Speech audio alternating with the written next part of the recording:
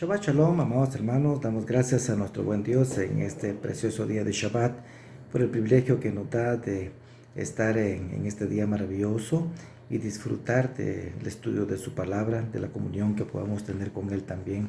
Gracias por su espíritu también que nos ayuda a comprender, entender, que nos guía a toda verdad a lo largo de su palabra y de esta manera poder nosotros entender mejor los propósitos y la mente del Señor. En verdad nuestro Dios es grande, es maravilloso y es extraordinario realmente lo que el Señor hace en nuestras vidas cada día. Tenemos el privilegio de pasar nuevamente por la Parashá Tetzaveh, como hemos visto anteriormente. Muchas veces la Parashá Terumá y Tetzaveh pues van juntas. En este tiempo pues cayó separado y la vamos a estudiar por separado también para poder también aprovechar el aprendizaje que tiene esta para nuestras almas. Así que Parashá Tetzaveh significa tú ordena. Esta Parashá se refiere a la forma en que debían cumplirse las ordenanzas del Eterno tendientes a cada uno de los oficios en el tabernáculo y la luz que debía también arder de la menorá y la preparación de los sacerdotes para sus oficios. Venimos de ver entonces que esto fue dado a Moisés en el monte Sinaí durante los 40 días que él estuvo después de aquella manifestación gloriosa de la cual hablábamos nosotros la semana pasada. Entonces esto reviste vital importancia para nosotros porque nos ayuda a comprender mejor de que el Señor está dando instrucciones precisas con objetivos precisos y pues esto es con el propósito de cuidar de nosotros también como consecuencia de que estamos delante de un Dios santísimo y de esta manera pues cuidar nuestras vidas. Es importante resaltar que el caminar en el tabernáculo era una cuestión delicada, o sea, decimos nosotros de una forma permanente debido a la santidad del Señor, o sea, por tal razón había que hacer las cosas exactamente como el Señor había ordenado. Esto, con razón de todo lo que rodea al hombre, sea sus actitudes y las cosas pues que él hace. Entonces, dentro de ello también está lo que el sacerdote, la persona vestía, bebía, hablaba, cosas en las cuales pues él podría contaminarse. O sea, todo esto debía tenerse muy presente para no cometer errores, porque eso provocaría, como lo veremos más adelante, pues situaciones difíciles que pudieran pues incluso perder la vida. Lo que implica entonces en este punto central de lo que estamos diciendo es de que la santidad era y es de hecho un imperativo para moverse en el tabernáculo, o sea, para moverse de esa manera. Vamos a ver cómo pues nos toca a nosotros en el día de hoy. Ahora entonces entendemos lo que sucedió pues en tiempos de Hanukkah, cuando empezamos a leer la Parashá y de esta manera podemos entender de qué es lo que está instruyendo el Señor a través de su palabra. Estoy ahora en el capítulo número 27, verso 20 del libro de Éxodo, que dice: y mandarás a los hijos de Israel que te traigan aceite puro de olivas machacadas para el alumbrado, para que la lámpara arda, dice, continuamente en la tienda de reunión. Dice, fuera del velo que está delante del testimonio, Aarón y sus hijos lo mantendrán en orden delante del Señor, desde la tarde hasta la mañana.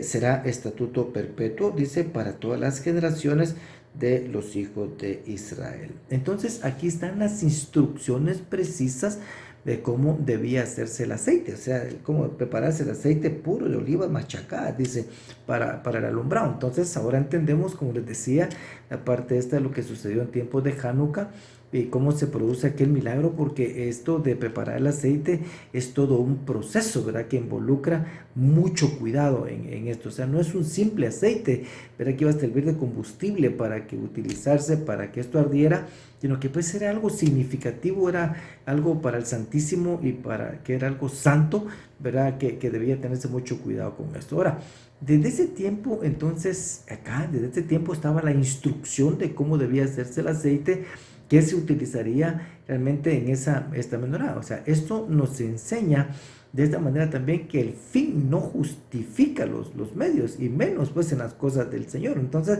el hecho de que haya habido pues un problema en aquel tiempo y la necesidad de purificación de las cosas y de la menorá y pues el servicio en tiempos de Hanukkah no pues permitía de que se usara cualquier aceite, sino que estaba la instrucción acá y eso debía hacerse de esa manera, tal como el Señor lo había ya instruido, lo había enseñado convenientemente. Así que si la instrucción ha sido dada de esta manera, así debe hacerse, y como dijera Abraham, ¿verdad?, a Isaac durante la caída, si ustedes recuerdan, el Señor se proveerá. Y esto fue lo que pasó en tiempos de Hanukkah, porque el poco aceite que había en ese tiempo para la menorá dice que solo iba a utilizarse, o solo podía aguantar para un día, y milagrosamente pues tardó los 8 días que se necesitaban para el nuevo aceite.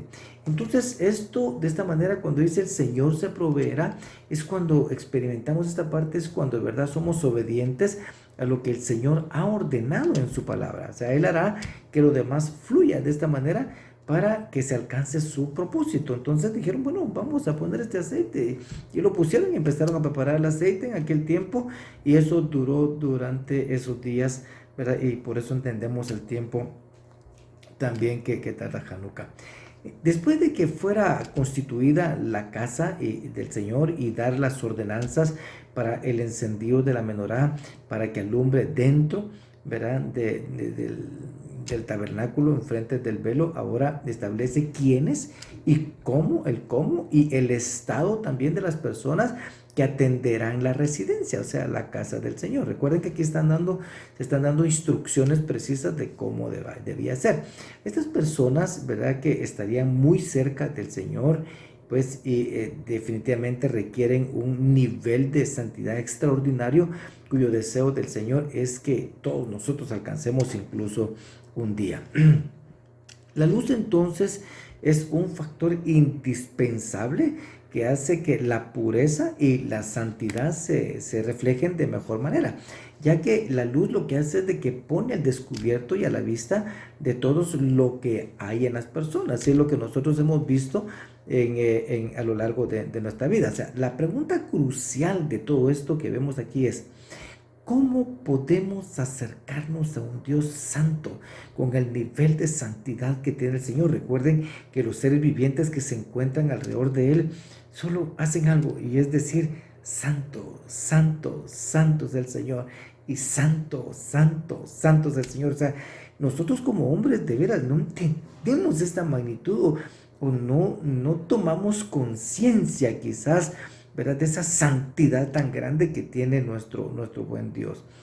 De esta manera entonces la Torah misma instruye sobre esto, y precisamente la santificación de los que han de servirle, o sea, no solo como sacerdotes, sino como pueblo apartado del Señor. O sea, esto pues intuye la responsabilidad de saber en dónde estamos parados y reconocer que nuestro Dios es santísimo, ¿verdad? Es santísimo, y cosas que pasan después de la consagración de los sacerdotes. Recuerden ustedes, Nadab y Abiú mueren incluso, y esto es producto de esto que nosotros estamos hablando, es para temor nuestro también y respeto nuestro.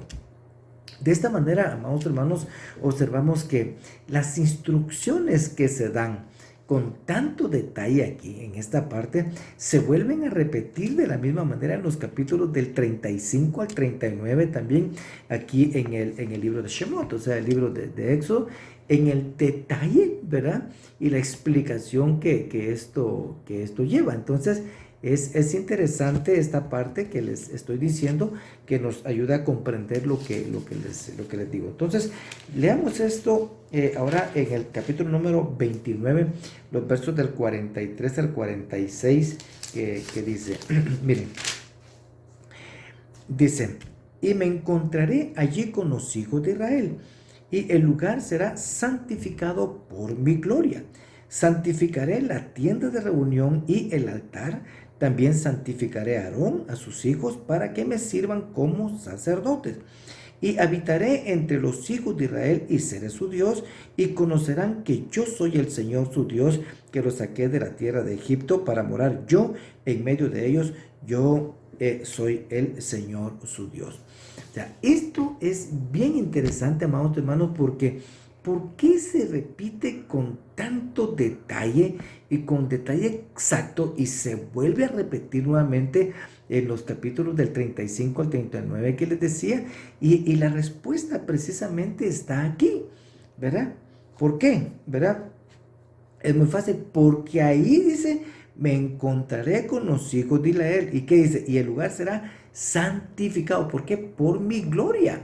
¿Sí? Y eso es lo que pasa también en aquel templo, en el tercer templo, ¿verdad? Que inaugurará Yeshua, que hará Yeshua, ¿verdad? Que él llenará también ese templo, ese tercer templo con su gloria. Entonces, esto es importantísimo. Entonces, no debe escapar ningún detalle de la construcción, de la menorá, de las vestimentas, de la forma y la conducta de los sacerdotes, de la gente que debe moverse en el tabernáculo como consecuencia de este propósito. ¿Cuál es el propósito? Allí me encontraré. Entonces, ¿cómo tratar con un Dios santo, con un Dios santísimo? De esta manera, el Señor nos los está diciendo acá y tiene un propósito. Miren, esto los va a facultar a ustedes para poder estar en mi presencia. ¿Por qué? Porque Él quiere habitar acá con nosotros. Va. Entonces, de esta manera, amados hermanos, si hacemos un resumen de lo que acabamos de leer aquí, entonces en el capítulo 29, versos del 43 al 46, diremos, allí dice, o sea, en el tabernáculo me encontraré con el pueblo, dice, y será este santificado con mi gloria. ¿Ya? Esa es la primera. Segundo, consagrará a sus servidores, porque aquí en esta parte dice, me encontraré con los hijos de Israel, en un lugar será santificado, y dice, santificaré la tienda de reunión, miren, santificaré la tienda de reunión y el altar, también santificaré a Aarón y a sus hijos para que me sirvan. O sea, él va a consagrar, a santificar también a sus servidores. Y para ello lo que había que hacer es hacer exactamente como el Señor lo está diciendo, y por eso es de que está a detalle todo lo que estamos viendo. Los versos del 46, el 45 y 46 acá muestran su razón, su propósito y su deseo. O sea, ¿cuál es el Altísimo? Que al mismo tiempo se constituyen estos dos versos también como el propósito de la redención. Dice, ¿por qué? Dice, y habitaré entre los hijos de Israel y seré su Dios. Ese es el propósito. El propósito de la redención es ese, ¿verdad? La santificación del pueblo para que el Señor pueda habitar en medio de nosotros y estar con nosotros. Ese es el punto realmente de la santificación. ¿Y qué más? Ya teniendo relación con Él, teniendo comunión con Él, dice, y conocerán que yo soy el Señor su Dios, que los saqué de la tierra de Egipto, que los saqué de la servidumbre, ¿verdad? Y de este mundo, ¿para qué? Para morar yo en medio de ellos. Yo soy el Señor su Dios. O sea, este es el propósito. Entonces, los versos 45 y 46 muestran ese propósito. O sea, de esta manera constituye, ¿verdad?, el propósito de la redención. O sea, que es el Señor habita en medio de su pueblo. Esto, con el propósito de tener comunión con el hombre, o sea, la restauración de la comunión perdida desde el Edén, como habíamos hablado nosotros también la semana pasada. De hecho, esto es lo que sucede en el capítulo número 40, cuando se termina el libro. Recuerden ustedes, la casa está llena, entonces el Señor mora, ¿verdad? Y hace manifestar su gloria Shekinah, como ya hablamos nosotros de esto y seguiremos hablando más adelante cuando lleguemos a ese punto nuevamente. Entonces, hermanos, la presencia de un Dios santo, interesante, la presencia de un Dios santo demanda un pueblo santo, ¿verdad? Y el sumo sacerdote en su vestuario sagrado y único, hermanos, lo que hace es de que representaba al pueblo, ¿verdad?, a un pueblo como santo, tal como se expresa aquí en esta parte del capítulo número 28 del libro de Shemot. Miren lo que dice el capítulo 28, verso 29. Estoy acá.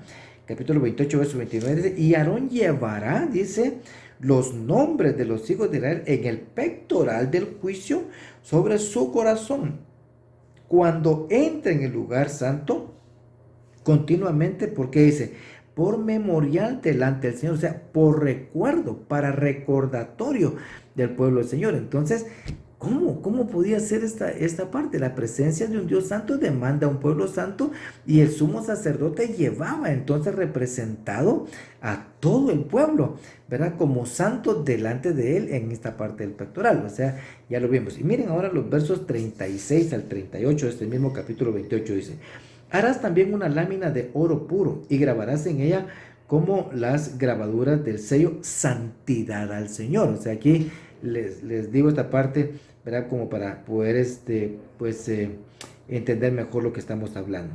La fijarás, dice, en un cordón azul y estará sobre la tiara, estará en la parte delantera de la tiara. Ahora, ¿cómo aplicar entonces esto a nuestra vida en el tiempo de hoy? Si vamos entonces a la primera carta a los Corintios, capítulo número 6 y versos, primera carta, voy a ver aquí, voy a buscar aquí esta parte, ¿verdad? Primera carta de los Corintios, capítulo número 6. Ese es un pasaje que todos casi que conocemos de memoria, pero es importante que lo leamos. Pero dice 1 Corintios capítulo número 6 versos 19 y 20. Estamos viendo cómo aplicar esto a nuestra vida el día de hoy. Y dice esta palabra aquí en esta parte.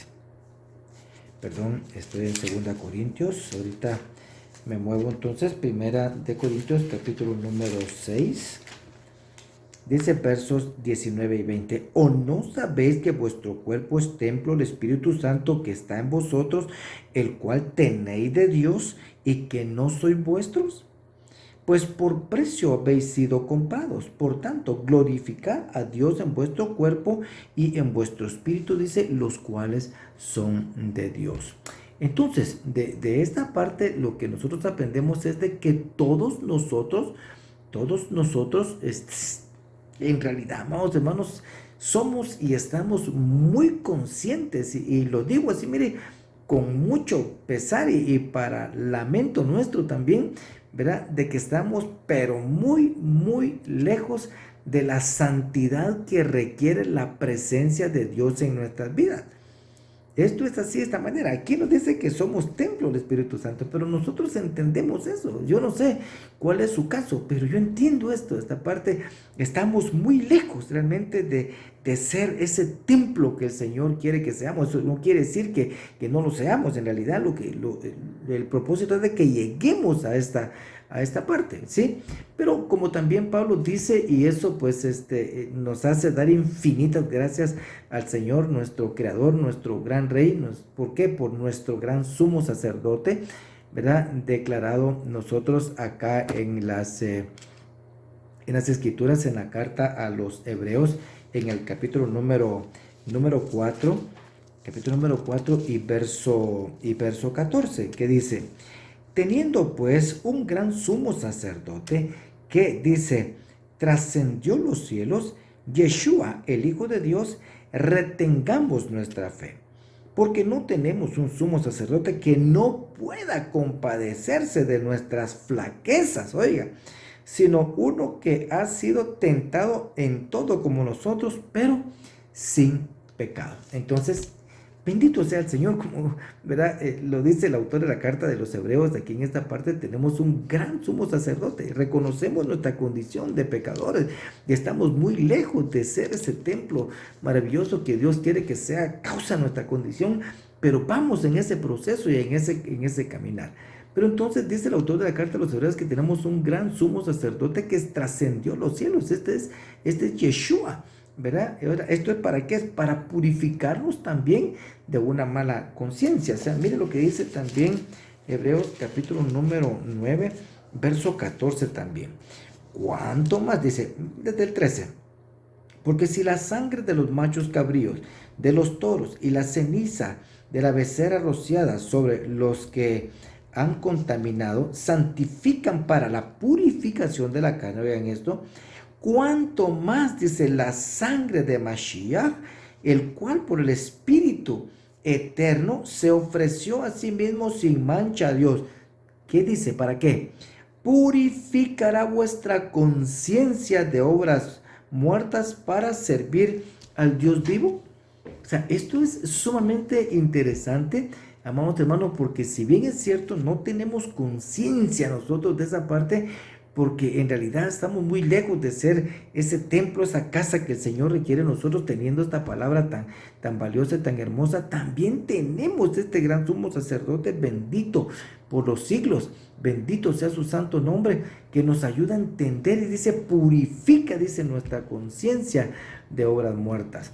Así que entonces de esta manera, amados hermanos, como también lo dice el autor de la carta a los hebreos, dice confiados, dice, entonces entremos también entonces a la presencia del Señor. Entonces, en la santidad de Yeshua, fíjense bien, en la santidad de Yeshua, nosotros también podemos acercarnos con corazón sincero, con plena certidumbre de fe, purificados.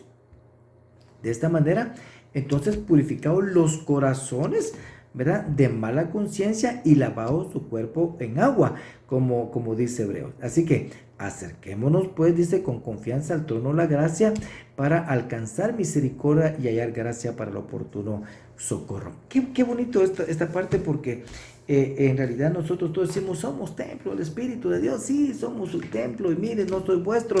Y de esta manera lo sabemos, lo entendemos, tenemos el conocimiento, el concepto intelectual de las cosas, pero en la práctica muchas veces dejamos mucho que desear, ¿verdad? Y esto, pues, aún uno se esfuerce de tanto eso. O sea, eso no quiere decir que no dejemos de esforzarnos y de seguir en la misericordia del Señor, caminando en este caminar bendito que el Señor nos llama. La parashá también recalca que los Kohanim serán distinguibles, de acuerdo a lo que nos dice aquí en esta parte de las vestiduras sacerdotales. Dice, entonces harás que se acerque a ti de entre los hijos de Israel tu hermano Aarón y con él sus hijos para que me sirvan como sacerdotes. Aarón con Nadab y Abiú, Eleazar e Itamar, hijos de Aarón, dice, y les harás vestiduras sagradas, o sea, santas, dice, para tu hermano Aarón, para gloria y hermosura. Y hablarás a todos los hijos, a todos los hábiles artífices, a quienes yo he llenado de espíritu de sabiduría, dice, y ellos harán las vestiduras de Aarón para consagrarlo a fin de que me sirva, dice, como sacerdote. Estas son las vestiduras que harán: un pectoral, un efod, un manto, una túnica tejida de cuadros, una tiara y un cinturón, y harán vestiduras sagradas para tu hermano Aarón y para sus hijos, a fin de que me sirvan como sacerdotes. Entonces, si vemos esta parte, la parashá recalca que los Kohanim, o sea, los sacerdotes, serán distinguibles por tres cosas importantes. Una es el linaje, la familia y su vestuario, o sea, el ropaje. El linaje, o sea, el linaje da el real sacerdocio, o sea, un sacerdocio para el Señor. Ese es el real sacerdocio, o sea, un sacerdocio para el Señor. Y la familia, que es una muestra de pulcritud, limpieza, orden y santidad. O sea, esto da hermosura. ¿Por qué? Se menciona a los hijos de Aarón aquí en esta parte. Aarón ha sido muy especial, sus hijos también, ¿verdad? Para que han sido elegidos de esa manera, aún así requerían ser purificados, ser limpiados, ser preparados y también cubiertos con la expiación a través de los sacrificios. Y el ropaje, dicen que era para honra y hermosura, que también hablan de fe, de fuerza, defensa y ataque. Entonces, de esta manera, amados hermanos, nosotros al estar en el capítulo número 28, ves que también habla de esto, se refiere a las vestiduras sacerdotales desde la cabeza hacia los pies, y nos habla de ropas de justicia, de acuerdo a lo que estamos viendo. O sea, un pectoral, un efod, dice, un manto, una túnica, una tiara, un cinturón, ¿verdad? Estamos viendo y lo leímos en Éxodo 28:4. O sea, Pablo tenía esto en mente también cuando habla a los Efesios en su carta a los Efesios, capítulo número 6, versos 10 en adelante, que dice, miren esto, dice, por lo demás, fortaleceos en el Señor y en el poder de su fuerza, revestidos con toda armadura de Dios. Mire cómo le llama armadura de Dios, para que podáis estar firmes contra las insidias del diablo, ¿verdad? Porque dice, nuestra lucha no es contra sangre y carne, sino contra principados, contra potestades, contra los poderes de este mundo, dice, de tinieblas, contra las huestes espirituales de maldad, ¿verdad?, en las regiones celestes. Por tanto, dice, tomad toda la armadura de Dios para que podáis resistir, dice, en el día malo, y habiéndolo hecho, todo está firmes. Verso 14 dice, está pues firme, ceñida vuestra cintura. ¿De qué manera?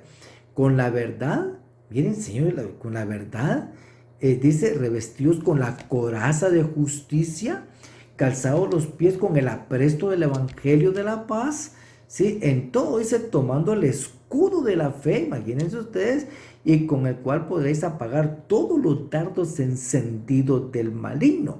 Se toma también el yelmo de la salvación y la espada del Espíritu, ¿verdad? Que es la palabra de Dios, con toda oración y súplica, orad en todo tiempo en el Espíritu, y así velad con toda perseverancia y súplica, dice, por todos los santos.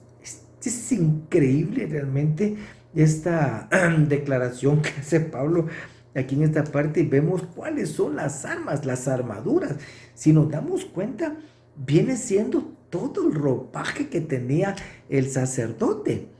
O sea, eso es lo que representan esas vestiduras sacerdotales, en las cuales nosotros estamos viendo en este momento. O sea, él no pensaba en un equipo militar romano, como lo han descrito en otras oportunidades, sino que lo describió así debido a la batalla constante del alma, porque él empieza, lo primero que empieza haciendo es describiendo a los enemigos, ¿verdad? Y estos enemigos, ¿verdad?, no se combaten con espadas ni con escudos, sino con santidad, ¿verdad?, y la práctica de la justicia de Dios, de acuerdo a lo que vimos acá. Entonces le repito, dice, fortaleceos en el Señor, el poder de su fuerza.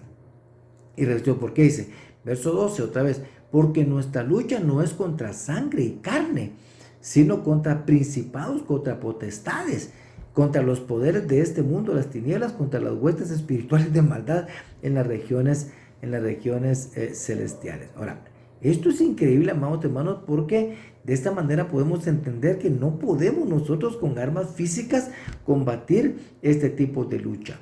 Entonces, esto nos lleva, amados hermanos, a considerar lo que nosotros somos y lo que el Señor quiere que seamos, según lo dicho en su palabra. Esto también me hace recordar la categoría que tenemos todos los que, bendito sea su nombre, bendito el nombre del Señor, fuimos llamados, ¿verdad?, para este ministerio, somos creyentes, ¿verdad?, y dictaminando de esta manera lo que dice, recordando lo que dice Éxodo 19, ¿verdad?, que Él nos llama a ser un pueblo santo, un real sacerdocio, apartados para el Señor. En la primera carta de Pedro, capítulo número 2, versos 9 y 10, dice lo mismo. O sea, el llamado también es para todos los santos de todos los tiempos. Y se recalca también para qué es esto en la segunda carta de Pablo, en el capítulo número 5, versos 17 al 21, que dice, de modo que si alguno está en Cristo, nueva criatura es. Las cosas viejas pasaron, dice, he aquí, todas son hechas nuevas. Oigan esto. Y todo esto procede de Dios, quien nos reconcilió, dice, consigo mismo por medio de Mashiach, y nos dio el ministerio de la reconciliación, a saber, que Dios estaba en Mashiach reconciliando al mundo consigo, ¿verdad? Dice, no tomando en cuenta a los hombres sus transgresiones, ¿verdad? Y nos ha encomendado a nosotros la palabra de la reconciliación. Entonces, miren la categoría. Por tanto, somos embajadores de Mashiach, como si Dios rogara por medio de nosotros, en nombre de Mashiach, os rogamos reconciliados, dice, con Dios. Al que no conoció pecado, le hizo pecado por nosotros, para que fuéramos hechos justicia de Dios. Es impresionante entonces esta parte, cómo logramos entender esto, la categoría que nos da, somos embajadores del Señor, y esto es un concepto de reino. O sea, hay un reino, hay un gobierno especial, es el gobierno del Eterno. Nosotros somos sus súbditos, somos sus representantes y somos esos embajadores que el Señor quiere que seamos. Desde luego, este gran compromiso requiere de cierta autoridad para poder ejercerlo, y esa autoridad también nos ha sido dada y declarada en Hechos 1:8. ¿Se recuerdan? Dice, recibiréis poder cuando haya venido sobre vosotros el Espíritu de Dios. O sea, equipaos con el Espíritu del Señor dentro de nosotros. ¿Para qué? Para poder reconciliar al mundo con su Creador. Así que nuestra misión es reconciliar al mundo con el Creador, y por eso el enemigo muchas veces se ensaña contra nosotros. Cuantas veces él puede, pues se trata de detener nuestro caminar y hacernos caer, ¿verdad? Para que el pueblo pues se desanime completamente y se detenga y se vuelva atrás. La primera carta de Pedro, capítulo número 2, versos 9 y 10, nos dice que somos un linaje escogido, o sea, prácticamente nos ha hecho nacer de nuevo. Ese nacimiento de nuevo pues nos da también una categoría por nacimiento, un linaje escogido. ¿Y para qué? Para ser un real sacerdocio. O sea, este es un reino sacerdote. O sea, este es un concepto entonces de reino, como les decía, y nos dio una misión específica. ¿Cuál es? Anunciar las virtudes del Señor, para que anunciéis las virtudes del Señor. Esto nos dice aquí Pedro, ¿verdad? Y Pablo nos lo dice también aquí en 1 Corintios, cuando nos dice pues de que debemos nosotros ser embajadores. ¿Para qué? Para anunciar al Señor, para reconciliar al mundo con el Señor. Y por eso nos ha dado su espíritu, para poder llegar así de esa manera hacia Él. Y entonces entendemos esta parte, amados hermanos. Si la lucha es espiritual, entonces no me sirve un casco romano. Lo que sí me sirve es un turbante, como tenía el sumo sacerdote, el sacerdote acá, ¿verdad? Donde había una diadema que decía santidad al Señor. ¿Por qué? Porque cuando dice aquí esta parte, los dardos de fuego del enemigo, esos dardos, ¿hacia dónde van? Esos van a la mente, y son disparados y son tirados hacia la mente. Entonces el hombre se turba y empieza a sentir sus cosas, y empieza a sentirse mal, y empieza la guerra. Todo se libra aquí en esta parte. Que el Señor nos ayude a tener un corazón entendido, una mente entendida y santa, para poder comprender lo que el Señor nos quiere dar. Entonces, durante mucho tiempo se ha dicho, y todavía algunos siguen enseñando esta parte equívoca, de que el Señor, delante del Señor seremos reyes, dice, y sacerdotes.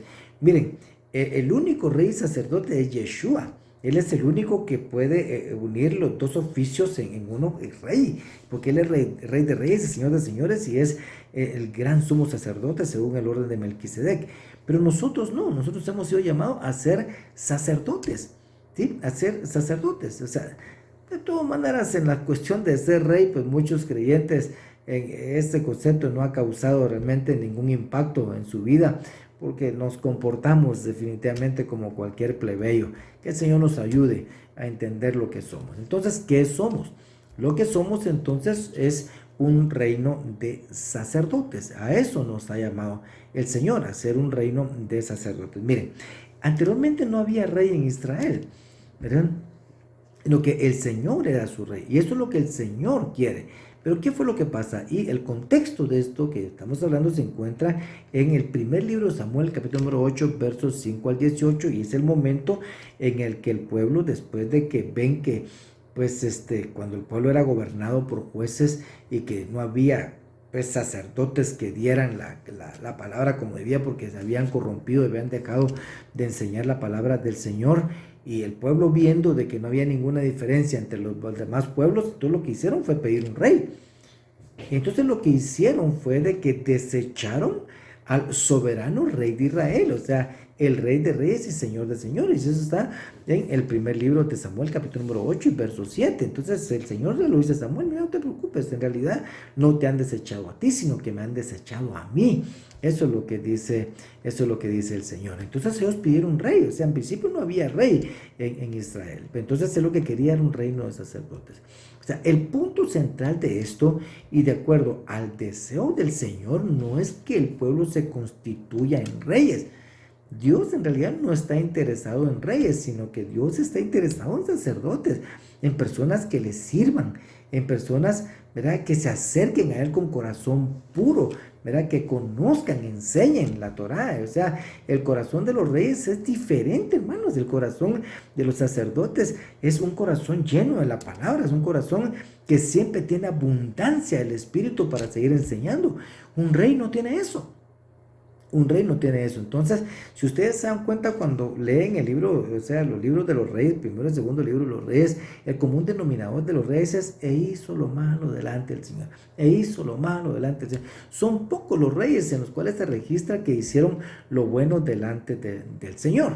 O sea, tratan entonces al pueblo, ¿verdad? Como el Señor les dijo a través del profeta: van a agarrar a tus hijos para que siembren tu tierra, te van a pedir impuestos, van a hacer esto, y todas las cosas que el Señor dijo a través de los profetas, y lo dice aquí también a través de Samuel. El sumo sacerdote llevaba en el pecho, como vimos, y en los hombros la responsabilidad del pueblo. Por eso él entra con su responsabilidad representando al pueblo, un pueblo santo, representados con los nombres de las 12 tribus en las sombreras y en el pectoral. O sea, es interesante que el sumo sacerdote llevaba ese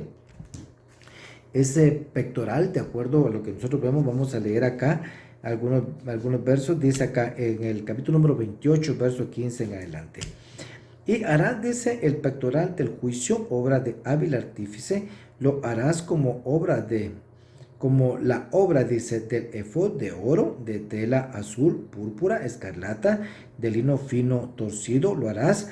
Será cuadrado y doble, de 1 palmo de largo y 1 palmo de ancho, y montarás en él, dice, 4 hileras de piedras. Oigan, esto es interesante: 4 hileras de piedras.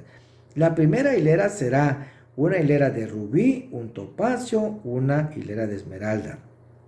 La segunda hilera, dice, una turquesa, un zafiro y un diamante. La tercera hilera, un jacinto, una ágata y una amatista. Y la cuarta hilera, un berilo, un ónice, un jaspe. Todas estarán engastadas, dice, con filigrana de oro. Las piedras serán 12 según los nombres de los hijos de Israel, conforme a sus nombres. Serán como las grabaduras de un sello, cada uno según sus nombres, dice, para las 12 tribus. Interesante esta parte que estamos viendo. O sea, cada piedra representaba a una de las tribus. Parte de estas piedras que se mencionan aquí las tuvo alguien bajo su cuidado anteriormente. Y eso es lo que vamos a leer. ¿Quién fue este? Está en el libro de Ezequiel, del profeta Ezequiel, capítulo número 28, verso 12 en adelante. Hijo de hombre, eleva, dice, una elegía sobre el rey de Tiro y dile: así dice el Señor Dios. Tú eras el sello de la perfección, lleno de sabiduría y perfecto en hermosura. Entonces aquí ya sabemos de quién está hablando. En el Edén estabas, dice, y en el huerto de Dios. Toda piedra preciosa era de tu vestidura. Imagínense ustedes. O sea, este ser tenía esas piedras en su vestidura. ¿Qué tenía? Rubí, el topacio, el diamante, el berilo, el ónice, el jaspe, el zafiro, la turquesa, la esmeralda, el oro. La hechura de tus engastes y de tus encajes estaba en ti. Imagínense. El día que fuiste creado, fueron preparados, dice. Tú, querubín protector de alas desplegadas, yo te puse allí. Estabas en el santo monte de Dios. Ahí estamos viendo de quién estaba hablando. Andabas en medio de las piedras de fuego. Perfecto eras en tus caminos desde el día que fuiste creado hasta que la iniquidad se halló en ti. A causa de la abundancia de tu comercio te llenaste de violencia y pecaste. Yo pues te he expulsado por profano del monte de Dios, y te he eliminado querubín protector de en medio de las piedras de fuego. O sea, era el que cuidaba las piedras de fuego. Dice: se enalteció tu corazón a causa de tu hermosura. Él tenía honra y tenía hermosura como un sacerdote. O sea, así era el enemigo ahora de nuestras almas. Corrompiste tu sabiduría a causa de tu esplendor. Te arrojé en tierra. Te puse delante de los reyes para que vieran, dice, en ti un ejemplo por la multitud de tus iniquidades, por las injusticias de tu comercio. Dice: profanaste, dice, tu santuario, y yo he sacado fuego de en medio de ti. que te ha consumido. Y te he reducido a ceniza sobre la tierra, a los ojos de todos los que te miran, todos los que entre los pueblos, dice, te conocen, están asombrados de ti, te has convertido en terrores y ya no serás más. Esto es lo que el Señor dice al enemigo de nuestras almas. Pero él tenía esas piedras, imagínense ustedes, a él se le había encomendado este cuidado, entonces ahora las tenía el sumo sacerdote, y el sumo sacerdote entraba delante del Señor, dice, en santidad para presentar al pueblo. O sea, este era el ministerio entonces del enemigo anteriormente, ¿verdad? Y le fue dado a Israel, y por eso él pues arremete todo el tiempo contra el pueblo todas las veces que puede. Interesante, ¿verdad? La escritura es algo maravillosa. El capítulo número 29 habla sobre la consagración de los sacerdotes. Ya hemos visto en otras oportunidades esto, ¿verdad? Dice el capítulo 29. Esto es lo que les harás para consagrarlos, para que me sirvan como sacerdotes. Toma un novillo y 2 carneros sin defecto, y pan sin levadura, y tortas sin levadura amasadas con aceite, y hojaldras sin levadura untados con aceite. Lo harás de flor de harina de trigo. Los pondrás en una cesta, y los presentarás en la cesta junto con el novillo de 2 carneros. Después harás que Aarón y sus hijos se acerquen a la entrada de la tienda de reunión, y los lavarás, dice, con agua. O sea, esto es una mikveh. Y tomarás las vestiduras, pondrás sobre Aarón la túnica, el manto, el efod y el pectoral, y los ceñirás con el cinto de tejido del efod, y pondrás la tiara sobre su cabeza, y sobre la tiara pondrás la diadema santa. Luego tomarás el aceite de la unción y lo derramarás sobre su cabeza, y lo ungirás. Interesante aquí en esta parte también, porque cuando vamos al verso 19 dice, entonces tomarás el otro carnero, Aarón y sus hijos pondrán sus manos sobre la cabeza del carnero, y matarás el carnero, y tomarás de la sangre y la pondrás sobre el lóbulo de la oreja derecha de Aarón, y sobre el lóbulo de la oreja derecha de sus hijos, y sobre el pulgar de su mano derecha, sobre el pulgar de su pie derecho, y rociarás el resto de la sangre en el altar por todos lados. Después tomarás de la sangre que está sobre el altar y del aceite de la unción, y lo rociarás, dice, sobre Aarón y sobre sus vestiduras y sobre sus hijos y sobre las vestiduras que sus hijos, y dice, quedarán consagrados, y él sus vestiduras, también sus hijos, las vestiduras de sus hijos con él. Y después habla de que también hay que quemar el sebo, la cola gorda, el sebo de la cola, o sea, todo lo que es el sebo de las entrañas, todo eso había que ser quemado también. Entonces, de acuerdo a lo que acabamos de leer nosotros, habla sobre la consagración de los sacerdotes, y eso incluía varias cosas. Primero, los 7 días de la consagración eran para aprendizaje, ¿verdad? Para los rituales que ellos debían de cumplir. O sea, se presentaban panes ácimos, o sea, panes sin levadura. La levadura sabemos que representa el Yetzer Hará. El Yetzer Hará es la inclinación al mal, ese impulso al mal que tienen los hombres, que evidentemente crea tensiones en el ser humano. Y el pan sin levadura carece de ese orgullo, carece de pecado, y representa la quietud, la pureza que debe reinar en el ser humano, principalmente dentro de los que sirven al Señor. Cuando leemos esta parte del capítulo número 29, verso 13, lo vamos a leer, dice, y tomarás todo el sebo que cubre las entrañas del lóbulo del hígado, y los 2 riñones y el sebo que hay sobre ellos, y los ofrecerás quemándolos, dice, sobre el altar.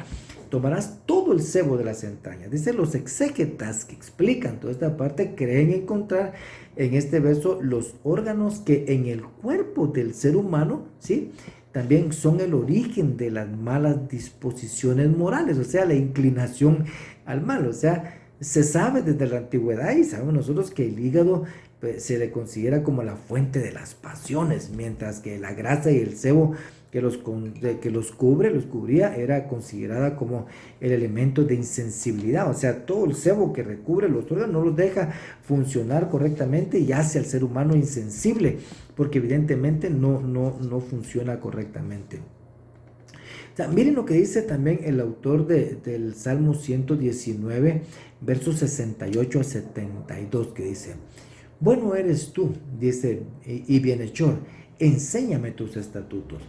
Los soberbios, dices, han forjado mentira contra mí, pero de todo corazón guardaré tus preceptos. El Señor nos ayude. Su corazón está cubierto de grasa, aquí está esa grasa, ¿verdad? Pero yo me deleito en tu ley. Bueno es para mí ser afligido, para que aprenda tus estatutos. Mejor es para mí la ley de tu boca que millares de piezas de oro y de plata. Esto es interesante, que el Señor nos ayude a comprender todo esto que nosotros estamos leyendo para beneficio de nuestras almas. Recordamos que este mismo concepto también se había dicho en Deuteronomio, se dice también en Deuteronomio en el capítulo número 32. Así que vayamos al capítulo 32 y verso 15 de Deuteronomio, que dice: pero Jesurum engordó.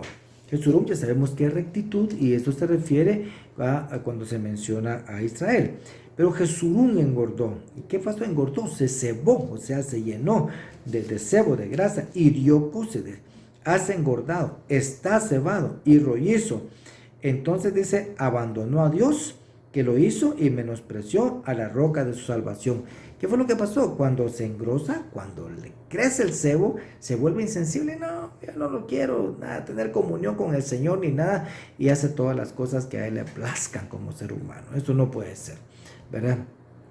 Entonces el entender esta parte nos ayuda a comprender que no la tenemos fácil, en este sentido que tenemos que cuidar todo en nuestra vida. Por eso es que estos órganos debían ser también quemados hasta convertirse en humo y desvanecerse. O sea, el mensaje final de todo esto es que el hombre tiene que erradicar de él las pasiones destructivas. Eso es todo, ¿sí? Y en el capítulo número 29 y verso 20 también dice: y matarás el cordero, y tomarás de la sangre y lo pondrás sobre el lóbulo de la oreja derecha de Aarón, y sobre el lóbulo de la oreja derecha de sus hijos, y sobre el pulgar de su mano derecha, y sobre el pulgar de su pie derecho, y rociarás el resto de la sangre del altar por todos lados. Miren, esto es muy interesante porque resulta que lo que está pasando aquí en esta parte, amados hermanos, es que la sangre del sacrificio sobre el lóbulo de la oreja y las manos y los pies, o sea, lo que habló acá, dice la oreja es el órgano auditivo, o sea, eso es para hacer Shema. Shema es escucha, Shema Israel, ¿verdad? Escuchar. Las manos, o sea, el pulgar, y los pies, ¿verdad? Son los órganos de la acción, ¿verdad? La acción que de acuerdo a lo que se oye, ¿verdad? La palabra, los mandamientos del Señor. O sea, lo que oímos van a ser nuestras manos y nuestros pies. Que el Señor nos ayude realmente a esto, amados hermanos. Esta parasha habla también del establecimiento del sacrificio continuo, aquí mismo en el capítulo número 29, en los versos 38 al 46, dice: esto es lo que ofreceráis sobre el altar, 2 corderos de un año cada día, continuamente. O sea, esto es lo que se conoce como el sacrificio continuo. A este sacrificio se lo conocía como el sacrificio tamid, o sea, tamid es continuo, o sea, diario, perpetuo, siempre o para siempre, si lo vemos así de esa manera. El sacrificio de la mañana era a la hora tercera, o sea, eso quiere decir las 9 de la mañana, o sea, esta era la hora en la que sonaba también el shofar, o sea, la trompeta, y se abrían las puertas para continuar con los sacrificios del día. Y el último sacrificio que se hacía era a la hora novena, o sea, el de las 3 de la tarde. ¿Verdad? Entre estos dos sacrificios, el de las 9 de la mañana y de las 3 de la tarde, sucedían todos los sacrificios. O sea, después del sacrificio de las 3 de la tarde ya no había ningún otro sacrificio. Ahora, esto es bien interesante porque apuntan directamente, amados hermanos, de acuerdo a lo que nosotros vamos a ver a la obra de Yeshua, y vamos a entender que Él es el sacrificio continuo. Miremos. El primer sacrificio dijimos que era la hora tercera. Miremos qué fue lo que pasó acá, que nos lo cuente acá el Evangelio de Marcos, capítulo número 15, versos 24 a 26, que dice: mire, era la hora tercera, o sea, a las 9 de la mañana, era la hora tercera cuando le crucificaron, ¿ah? Y la inscripción de la acusación contra él decía: Rey de los judíos. O sea que el rey de los judíos también que es el Cordero de Dios que quita el pecado del mundo, o sea que es el Cordero de Pesaj, es el Cordero del sacrificio, fue sacrificado a las 9 de la mañana, Él fue crucificado. A la hora en que se estaba también sacrificando el Cordero, ¿verdad? El Cordero matutino, o sea, en la mañana. Y miremos qué pasa en los versos 33 y 34 también aquí de este mismo capítulo. Cuando llegó la hora sexta es el mediodía, dice, hubo oscuridad sobre toda la tierra hasta la hora novena, o sea, fueron 3 horas de oscuridad. Esto es entre las 12 del mediodía y las 3 de la tarde. Y a la hora novena es las 3 de la tarde, Yeshua exclamó con fuerte voz, dice, Eloi, Eloi, lema sabactani, dice que traducido significa, Dios mío, ¿por qué me has abandonado? Y entonces él murió a la hora del sacrificio de la tarde. O sea que Él es el sacrificio continuo. O sea, en Él se cumplen todos los sacrificios. O sea, no hay realmente casualidades. En el Señor está escrito aquí de esta manera y nosotros lo podemos entender mejor y comprender, ¿verdad? De que el único sacrificio acepto delante de Dios para salvación, redención y remisión de nuestros pecados y nuestras almas es el del Señor Yeshua. Yeshua es el primer y último sacrificio. Él es el sacrificio completo para siempre por todas las generaciones. ¿Qué significa esto, amados hermanos? Lo que significa es que Yeshua es nuestro tamid, es el sacrificio continuo para nuestra vida.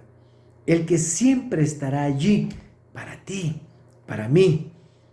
Yeshua es la respuesta continua a nuestras necesidades espirituales y físicas. Incluye las emocionales. ¿Cómo está nuestra vida? De esta manera entendemos que Él es el Cordero de Dios que quita el pecado del mundo. Entonces ahora podemos comprender mejor también lo que dice el libro de Apocalipsis en el capítulo número 7. Miren lo que dice Apocalipsis 7, versos 9 al 17 que dice. Después de esto miré y vi una gran multitud que nadie podía contar de todas las naciones, tribus, pueblos y lenguas, de pie delante del trono y delante del Cordero, vestidos con vestiduras blancas y con palmas en las manos. Y clamaban a gran voz diciendo, la salvación pertenece a nuestro Dios que está sentado en el trono y al Cordero. Y todos los ángeles estaban de pie alrededor del trono, alrededor de los ancianos y de los 4 seres vivientes, y cayeron sobre sus rostros delante del trono y adoraron a Dios, diciendo, amén, la bendición, la gloria, la sabiduría, la acción de gracias, el honor, el poder y la fortaleza sean a nuestro Dios por los siglos de los siglos. Amén. Y uno de los ancianos habló diciendo, estos que están vestidos con vestiduras blancas, ¿quiénes son y de dónde han venido? Y yo le respondí, Señor mío, tú lo sabes. Y él me dijo, estos son los que vienen de la gran tribulación y han lavado tus vestiduras y las han emblanquecido. ¿En dónde? En la sangre del Cordero. Por eso están delante del trono de Dios y le sirven día a día en su templo, y al que está sentado en el trono extenderá su tabernáculo sobre el que va a extender su tabernáculo, su morada. Él va a morar en medio de ellos. Eso es lo que está diciendo acá. Ya no tendrán hambre ni sed, ni el sol se los abatirá, ni calor alguno, pues el Cordero en medio del trono los pastoreará y los guiará a manantiales de agua de vida y enjugará toda lágrima de sus ojos. Hermanos, este es el propósito del Señor. Se va a cumplir y se cumple. O sea, este propósito fue declarado desde el principio y el propósito de esto es tener comunión con el hombre.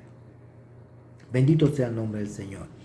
El capítulo número 30, amados hermanos, habla en sus primeros 10 versos sobre el altar del incienso, ¿verdad? Los versos del 8 al 10 son instrucciones muy exactas dadas por el Señor aquí en esta parte, que yo les voy a pedir que ustedes también lo lean después y sigan estudiando. O sea, no es pues de que yo haya sido exhaustivo con todo lo que he dado aquí en estos comentarios de la parashá. En realidad solo son algunos comentarios que nos ayudan a pensar un poco, pero ustedes pueden profundizar más. Y cuando uno empieza a buscar y a tratar la manera de entender, el Señor le va dando más y más y más. Y esto es importante, y entre más leo, más obedezco, y entre más obedezco, más entiendo, ¿verdad? Y de esta manera estoy siendo más... estoy siendo más entendido, ¿verdad? Y más obediente a la palabra del Señor, y por ende aceptable delante de Dios. Que el Señor nos siga ayudando, que el Señor tenga misericordia de nosotros, que el Señor haga que nuestra vida sea agradable delante del Señor y nos libre de todo mal. Con el perdón del Altísimo, yo voy a bendecir a su pueblo entonces en esta hora. Que el Señor les bendiga y les guarde, que el Señor haga resplandecer su rostro sobre ustedes, tenga ustedes misericordia, que el Señor alce su rostro sobre ustedes, pongan ustedes shalom. Que la bendición del Altísimo, el Dios y Padre Celestial, el Dios de gloria, que el Señor los bendiga grandemente, los conduzca por esta tierra los vivientes con bien, y que les permita el Señor estar en esa plena comunión con Él, que el Señor guíe sus pensamientos, su corazón, y que los libre de los dardos de fuego del enemigo, y que les dé completo shalom. Que el Señor haga que sus vestiduras sean santas, y que podamos entender todos que hemos sido puestos para ser un templo, un tabernáculo temporal del Señor en esta tierra, para que nos conduzca finalmente a su reino. Que el Señor nos permita encontrarnos en el reino de Él, disfrutando de la comunión con Él para la alabanza de su gloria. Que el Señor les permita ver el bien de Jerusalén en sus días. Los bendigo en el nombre bendito y glorioso de Yeshua HaMashiach Melech Israel. Amén. Shabbat Shalom, amados hermanos. Que estén muy bien. Shabbat Tov.